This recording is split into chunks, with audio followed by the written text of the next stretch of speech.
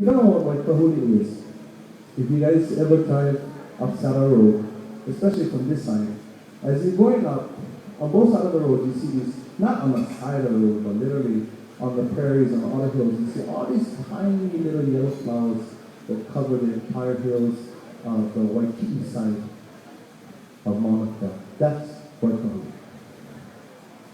Beautiful small little flower, tiny, and I wrote this song for the love of my life and compared this person to that beautiful blossom that's found on the slopes of Mauna Kea. So, if you don't mind, I'm going to do a song for you entitled White Kahuli. And if you know this song too, please cut the rug. Cut the rug. Go to town. Kahola, right around this whole thing. Come back.